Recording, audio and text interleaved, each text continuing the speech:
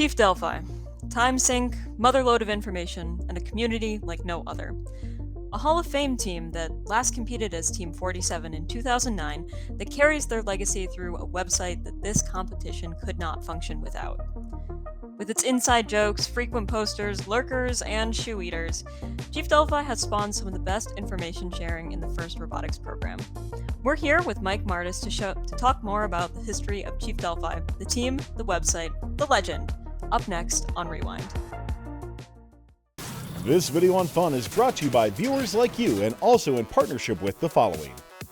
Discover how Kettering University students engineered their success with Kettering's amazing co-op employment programs where students earn great pay and gain valuable experience. Those accepted into Kettering University can apply for a robotics scholarship providing up to an additional $5,000 a year in tuition assistance. Head on over to kettering.edu/first to learn more and apply. Fun is continuing to grow and looking for new ad partners for the 2024 season. If your organization has a positive message to spread to our over 250,000 unique viewers, go to firstupdatesnow.com/contact to get more information. Hi, I'm Ari. I'm your guide through history, a mentor on 8085, and former prediction account pun maker, and occasional Chief Delphi lurker. We're joined today with Mike Martus. Mike has a long and storied history within the first Chief Delphi and competitive robotics communities. He has a new book out called Opportunity Choice Why, available now on Amazon, however you like your books. Mike, start us off with a little bit on who you are. Thanks, Ari, for having me on this program. Hi, everybody. I'm Mike Martus, one of the ChiefDelphi.com administrators. I was one of the original coaches for Team 47 Chief Delphi at Pontiac Central High School. And if you don't know the state is Pontiac, Michigan. And Michigan is quite famous in the robotics competition scheme right now. I'm currently retired from teaching, and then I retired from the Robotics Education Competition Foundation, and now, of course, I've written a book. So that's my pathway. One little thing I'd like to start out with is Dr. Joe Johnson, and many of you know Dr. Joe, and I explored the idea of a website in 1996 and tested the concept at the kickoff then, and then in 1997, we also did some experimentation with it, and it wasn't until 1998 that we actually got the software to do what it was supposed to do. And we're back in the infancies of technology and internet and everything else. Thanks, Mike. We'll just jump right into this. Transparency might be a sign of bad lard, but it's also a sign of good process. Tell us a bit more about your background, the early days of FRC through to RECF. How did those opportunities come about, and why did you make the choices that you did? I started teaching right out at Pontiac Central High School, and my subject matter as a vocational educator were what you would call shop classes. But they're not just shop classes. These are opportunities for young people to learn really, really strong skills. I was teaching a variety of classes that included electronics, wood shop, CAD, welding, metal fabrication, small engine repair, automotives, motorcycle repair, hydraulics. And then you start thinking, wait a minute, how could he possibly know all this stuff? The thing about teaching is you don't need to know all the stuff. You just need to know where the experts are. And the experts will teach you everything you need to know to pass that knowledge on to the students. Because one of the things about teaching that I enjoyed the most was working with the young people and getting them an opportunity to get hands-on applications for what they were doing. Because it's kind of boring to be in an English class for an hour and reading a book and doing homework, where they could come to my class and they would be hands-on. Everything was competency-based education. And in those first years of teaching, I think I built a background for something that happened right about 1995, the December of 95. And when I went into this meeting that I didn't know why I was there, and none of the other people knew why we were called to the administrator's office, and they got us substitutes, and that's usually a bad sign that something bad's going to happen. But instead, we got in there, and this very energetic, excited person was standing in front of us. And this was Dr. Joe Johnson. and he can be quite engaging when you hear him talk. And he presented to us this opportunity of partnering with Pontiac Central High School to build a robot to play in a competition that we never heard of. We never heard of robotics competitions at all, and most all the other schools didn't either. It was so relatively new, and it hadn't really branched out. So this was an opportunity for us. And as the educators, we met afterwards and said, "Is this guy nuts or what?" And we're all too busy. We don't have time for any of this stuff. And as we talked about it, all of a sudden it changed to what a great opportunity for our students. This is an opportunity to change some of the perceptions of what Pontiac Central High School was. We're an inner city school. Change our perceptions and show that our students are as good as any other student anywhere in America. And we stepped into this 100% from that point on. And Delphi was a great partner for us. And along with Dr. Barbara Sanders, who we got to know was the very first African American female engineer that led a division by General Motors. And she was our mentor. And what an example for the young people on our team to see somebody of color have the opportunity in their life to do so many great things. And she came back to share it with us. And so the partnership between Pontiac Central and Delphi was one that I don't know of a better partnership out there that we could have possibly had. Okay. That is a Um, fantastic opportunity. And then, yeah. so after your career in FRC, you moved on to RECF. You want to talk a little bit about that opportunity as well? Yes. I retired from Pontiac Central partially because Pontiac Central and the high school had to close. The economic state of 2008, 2009 means that education had to make some very tough choices. And so declining enrollment, the change in the community with General Motors, Ford, Chrysler, everybody, the manufacturing sector sort of dispersing, from where we were, caused the high schools to implode, to move together. That was one factor. The real factor was I had been teaching already for 37 and a half years. And the government in Michigan decided they were going to make an offer to all teachers that they couldn't refuse. And it was an offer that I accepted. And so I retired from there, but I had already been doing project work for the REC Foundation. One of my specialties is curriculum writing. I wrote the curriculum for the state of Michigan for the small engine and related equipment repair. And I wrote 3 different packages for them. And I had started writing and testing some of the product out for VEX. And they knew me at VEX because of Brandon, of course, because he got a job there. And they knew me and they knew what I could do. And I started writing curriculum for them. And so I was writing curriculum for 2 years until they decided that they needed me. And so I came on as a regional support manager, building teams. And my specialty was building teams and working with local schools to get them started. And I took on 9 states in the beginning, and I had a state for a while. And we hired somebody else. Another state, I just kept moving because I was getting the state started. And in 2017, I moved up to be the director of regional operations.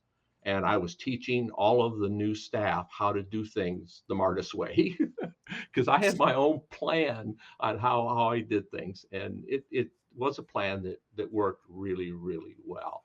Yes, And I'm I sure it worked retired. really well. Yeah. And in fact, so well that they inducted you into the STEM Hall of Fame in 2022 as well. So, Yeah, that was, I knew they were going to do a retirement party for me.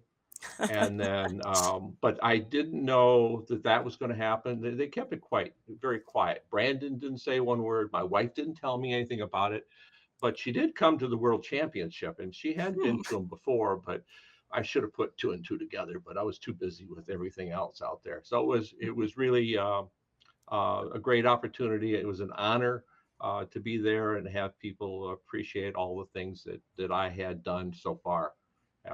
Because working with the REC Foundation, um, it's different than FIRST, but both of them change so many lives of young people and provide so many opportunities. They kept doing what I was always wanting to do, and that was to work with young people to help their careers. In December of 1995, FIRST was expanding. A total of 59 teams were involved with the 1995 US FIRST competition, 48 of which attended the National Championship, which was held on stage at Walt Disney World's Epcot. The program was attracting more big-name sponsors, more engineers, and spreading across high schools in the United States. In 1996, FIRST would reach Michigan through the company Delphi. FIRST teams were founded by sponsors and carried that name across competitions. Delphi reached out to Pontiac Central High School in December of 1995 and founded Chief Delphi for the 1996 season. Rookie seasons in FRC are always rough, and being a rookie in the fourth year of the FRC program when FIRST was still developing itself was a challenge. Chief Delphi met this challenge head-on, and although the robot left something to be desired, their brand, passion for engineering, and diverse team impressed judges, and they were named Rookie All-Star at the regional and national championship levels. 1997 shifted the tide for Chief Delphi. They constructed a program around this competition, working year-round to improve engineering skills. There were 3 key projects that started that year. They piloted a lower-level robotics program for middle and elementary schoolers called the Cadet Program, started a preseason competition, the Chief Delphi Invitational, and founded a forum-style website, Chief Delphi. It was a combination of these efforts and more that led to Chief Delphi's success on and off the field in 1997. The team ranked first at the Mid-Atlantic Regional and went on to become world finalists at the championships. In addition to this, Chief Delphi was awarded the Championship Chairman's Award, now known as the Impact Award, placing them in the FIRST Hall of Fame. 47 continued to be a main contender on and off the field for the rest of their time as a team, bringing home 10 banners and 37 awards in their 13-year existence. However, the 2008 economic recession would impact Michigan school districts, and in 2009, Pontiac Central High School would close. Team 47 was merged with nearby Team 65, the Huskies, to form FRC 51, Wings of Fire, rebirthed like a phoenix. Who was Team 47 Chief Delphi? Let's take some time and introduce the 47 Chief Delphi, a team that merged and discontinued use of the number in 2009 from Pontiac Central High School in Michigan. So, just how did this silly team end up as one of the old FRC greats? Mike, tell us a bit more about your time with 47 and what differentiated the team in the early years of FIRST. Yeah, that it took me a while to think about this because there was so much activity going on when we started. Because, like I told you a few minutes ago, the teachers just took this in their hands and they were going to make it a very strong success. And that's what this was about. So we met many hours as a teaching staff, and we decided, how do we establish who we are? Because that is important. And after many hours of brainstorming with the students, because we had already selected the students before we started working on the who are we decided that our first event was going to be very, very special. We needed to establish our identity as a team that could change what FIRST actually was. Now, we didn't know what FIRST actually was, but we decided we're going to change it anyway. And we went ahead and embarked on the team uniform, which we had, the familiar black and orange shirts.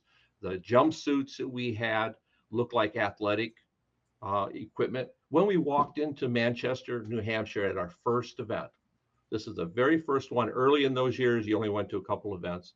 And we walked in with 50 students, 10 engineers, 10 coaches, all dressed in athletic jumpsuits with jackets and athletic pants and the shirts and carrying bags, like sports activity bags.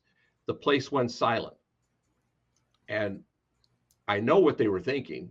And they were thinking, they're at the wrong place. This isn't a basketball tournament or a baseball, any of those. They were thinking that we were out of place. And then after we sat down and the noise started to come back and up again, we told our students one simple word, and they knew what to do. And we said, go. they got up and our teams went around. We had a public relations team that went around and gave Michigan fudge to every team to introduce who we were, and they would talk with the team members. One team came out to me at the World Championship back in like 2007 or 2008, the FRC Championship, and showed us the box of fudge that we gave them in 1996, and they had never opened it, and it you couldn't open that, it had been that way too long, but they showed it to us, and it was a trophy that they kept because of meeting us there. But we had competitive assessment teams. We had teams that were going out and sharing the newspaper about who we were. And we had already interviewed some of the teams that we knew that were going to be there and got stories from them. So they had a reason to read it. And then we had a raffle in this newspaper for 100,000. The raffle was for 100,000. And what it looked like it was $100,000, but it really wasn't. It was a raffle for 100,000 candy bar. And it got kids running all over trying to find our team members who had these candy bars at the event. So we did a lot of things to be able to get known. And that started out from the very beginning. And as we went through that first year, and we'll probably get more into this when we talk about the website, we decided that we needed to keep making new innovations. And one of the innovations was communication, because that was extremely hard to get started for rookies, and it still is. And there needs to be some way that the rookie teams can get help. And some of the things that you're doing right, the first is doing right now with the building in 3 days or 4 days, that is all phenomenal to get teams started. So in the early years, we tried to make a difference in the competition. Our teams were very vocal, they were very outgoing, and all through the history of Chief Delphi, we won quite a few Spirit of the Competition awards. Our kids were loud, but not obnoxious. They were loud, and they would go around and they would help people out, and they would talk, and we're very, very friendly both on the field and off the field. And that's what we were after, because knowing the kids is important, because that first team was 50% African American. We had 20% Hmong students from Vietnam that had moved to Pontiac. We had the Latino students that were there in Pontiac, and we had a small minority of white Caucasian students. But the real differential that we really, really did focus on, but didn't have to do anything about, and that was our teams were always greater than 50% girls.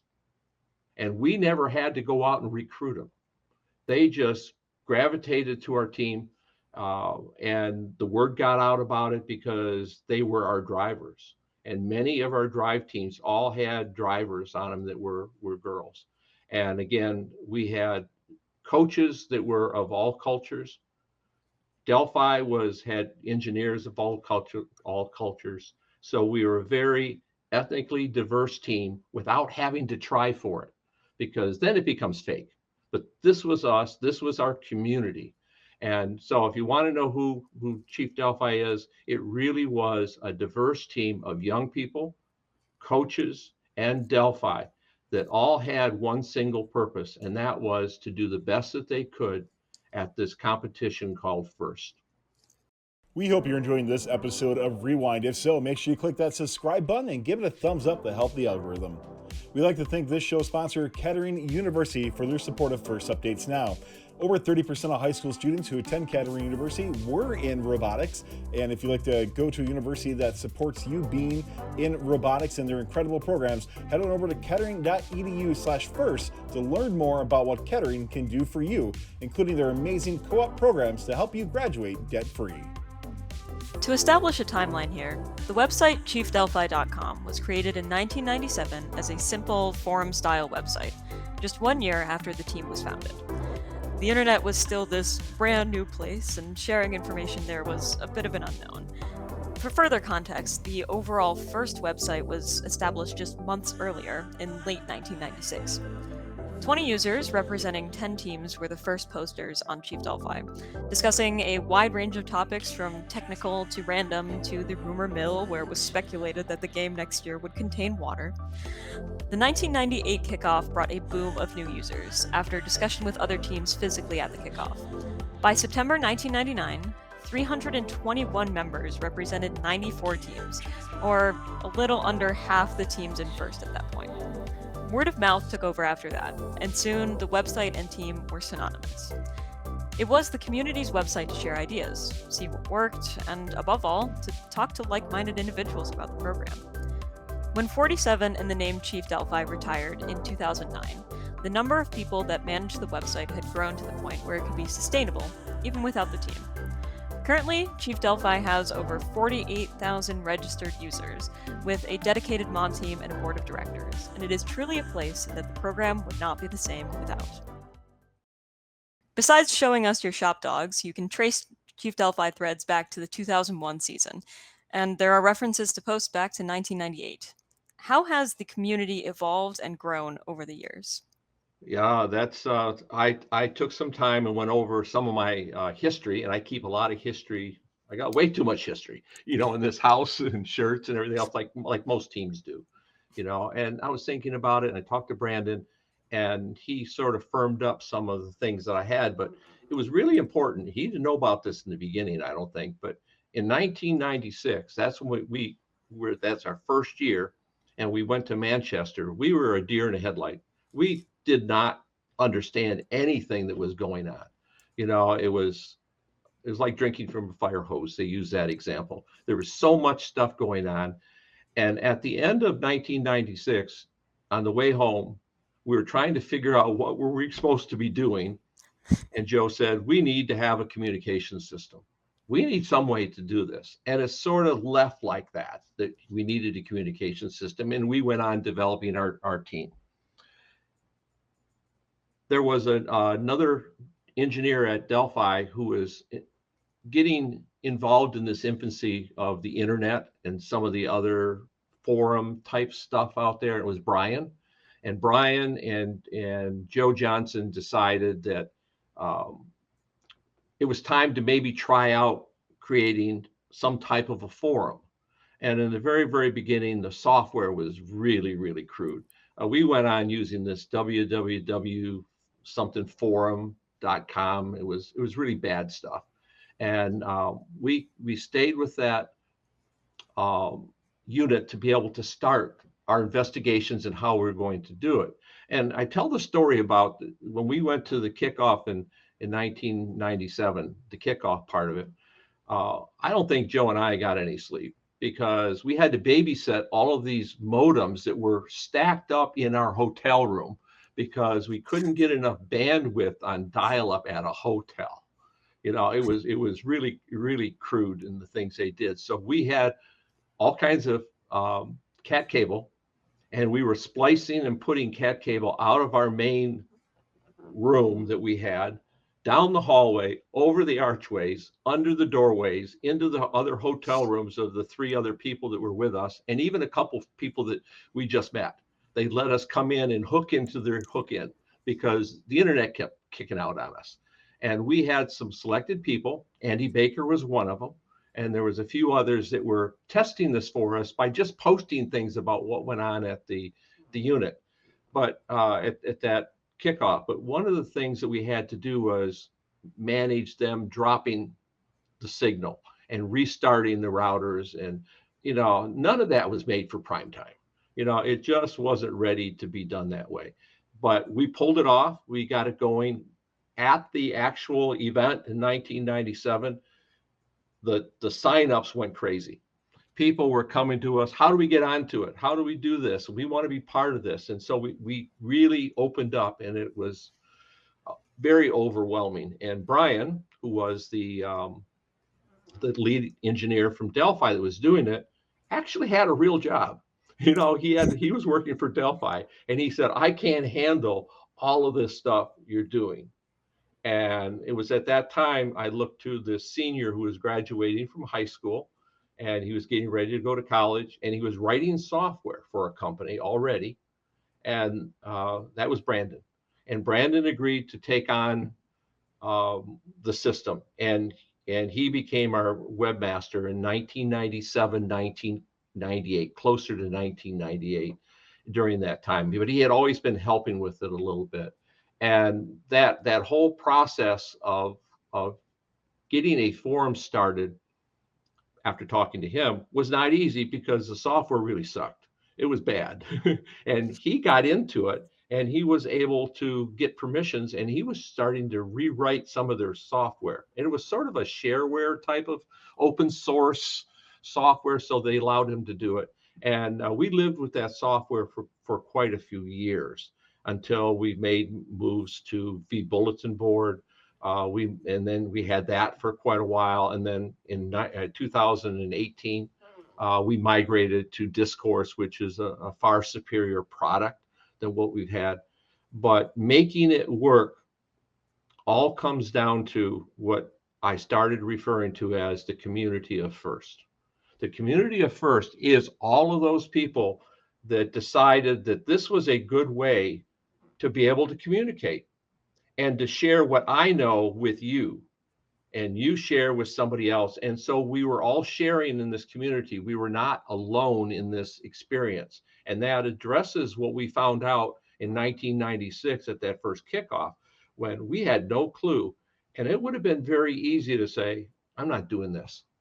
I'm done. I'm going to walk away. But we didn't do that. Instead, we stuck with it. But we wanted to make sure that others feeling that same stress would not be facing that we were. So that's what the chiefdelphi.com was made to address. And that we've kept community that of secret. sharing that you talk about at Yes. 1997 kickoff, that was almost instantaneous, you talk about.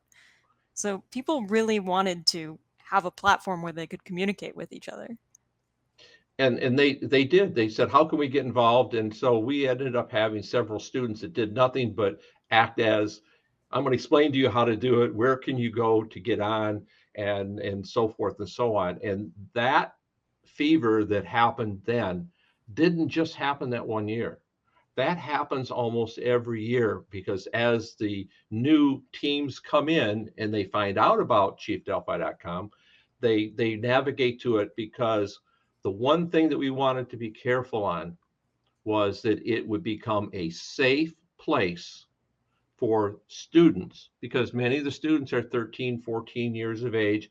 And then we have older people like myself that would be on the website, a safe place for them to post their questions, get answers, enjoy in some of the fun stuff like the rumor mill, the water game type thing in the rumor mill, or the chit chat, but to be able to get involved in the unsung first heroes. And then we had many, many other groups, because we allowed the community to say, hey, I need this group. And if they could explain why they need the group, then Brandon would go ahead and make them a sub forum. And we even had a sub forum that not too many people knew about, that was there, that nobody could get into but very special people. And that was First. First had their own forum with us for a while, because they were struggling at getting it started. This was probably about the year 2000 or so. They needed to dedicate resources to it. They had been relying upon us, and they needed to have discussions. So Brandon threw something together for them, got them a forum to get them through getting their own infrastructure started. And they did, and it worked out really well. And all of these forums that we have were what kept the whole process going, because it was a safe environment for the students to be able to share information. So you talk about safety and how the internet has evolved, and it's definitely evolved more from when Chief Delphi was created to where it is now. How do you see Chief Delphi and safety and everything that has to do with the internet sort of evolving in terms of this website? There's one thing that's going to, or that has entered in here that I haven't mentioned here, but it ties right into this. And that is, we have a group of people that are volunteers, that are the moderators of chiefdelphi.com. And to say they are unsung heroes is not even close to it. They are champions in every respect. They go in and they must live on this site. I swear some of these moderators don't sleep, or they have it at their desk going all day long. But they watch what's going on, and they take action, and they've been empowered with action to be able to moderate the site to fit our ideals and to fit with our terms and conditions that nobody ever reads, just like you never read any of them on any of the sites. But they are the ones that champion keeping it a safe place. And we ask them to err on the side of, if you're not sure, well, just give them a timeout or do something to get it off the screen so that we don't have it happen, because there's a lot of damage that can be done to young people or anybody just by this new idea that came out that we're all involved in, called social media. It is a dangerous place, and Chief Delphi is weathering the storm. Our moderators are doing things in the background that are extremely powerful. And to allow them to keep doing their job, we've had to evolve. When I say we, Brandon has had to evolve the software. And the move that we made in 2018 to Discourse raised some eyebrows right off the beginning. Oh, it and did. I remember it being very controversial. I was the one that said, what are you doing? Are you nuts or what? I've been on some of these Discourse sites, and they're the wild, wild west. There are things happening on the sites that I wouldn't even want to be associated with. And he assured me that Discourse is a brand name, so to speak, but we would be in charge of the software, and we would have the same safety protocols that we had in place for the other forums that we've had. We would still have them, and our moderators would still be able to do the things that they're doing, and he would be allowed to modify the Discourse to be able to make it a very usable tool for us, more than the others that we had outgrown. So that convinced the board of directors that was probably a choice that we had to make. And we were struggling other ways, because one of our ISPs had told us, however true this is, that we rivaled anything that they had in their business with bandwidth and the amount of storage and the amount of servers and the amount of RAM and everything that we do on our site. And because of that, it needed to be very robust. But if you have a robust back end, you better have a robust piece of software that can handle all of that. And that was the rationale for going to Discourse. And yes, there's always pluses and minuses about any software, but users get used to it. After a while, it becomes normal. We had the same thing when we switched from the www forum type of thing into vBulletin and the many generations of vBulletin.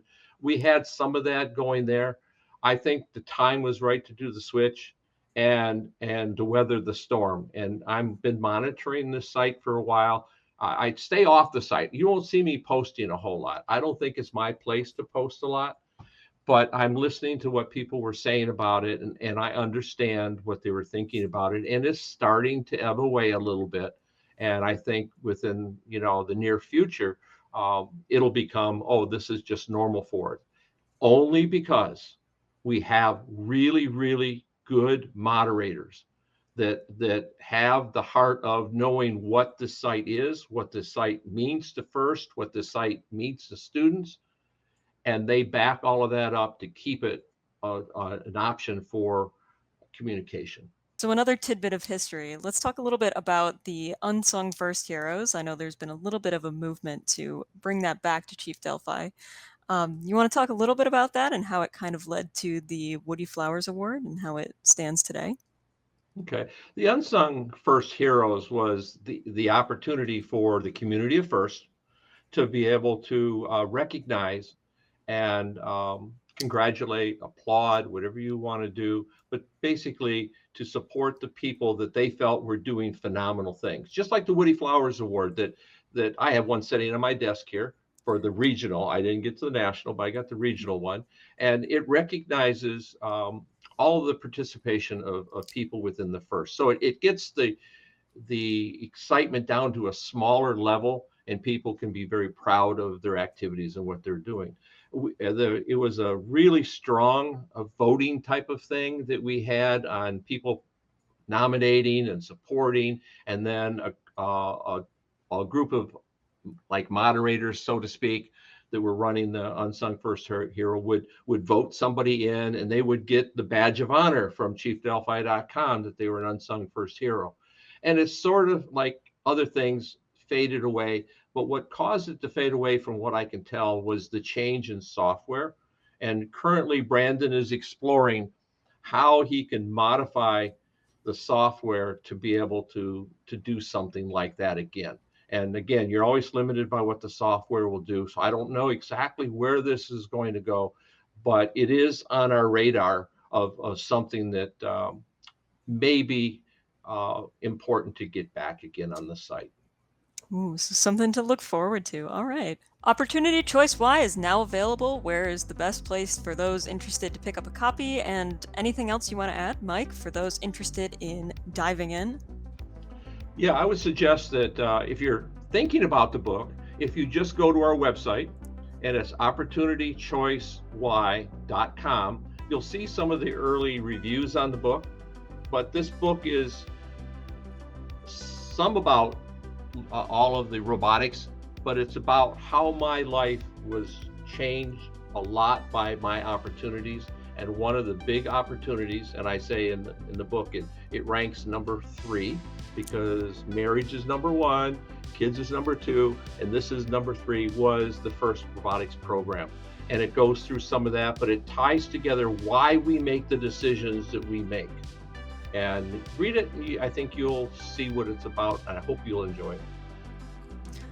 So whether it's your homepage for FRC News, your favorite place to go to predict that next year will be a water game, or your go-to source for how to build your robot, Chief Delphi helps us all feel more connected, and it truly wouldn't be the same without its namesake. Through the early days of FIRST to the current era and beyond, until then, thanks Mike for the history, and thank you for the rewind. Make sure you subscribe to Fun's YouTube channel. If you enjoyed the show, give it a like and let us know in the comments your thoughts and any other topics you want to see covered next time on Rewind. This video on Fun is brought to you by viewers like you and also in partnership with the following.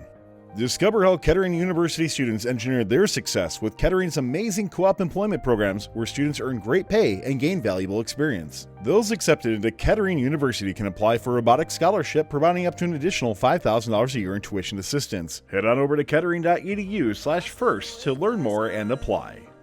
Don't forget to like, subscribe, and ring the bell to stay up to date on our new videos.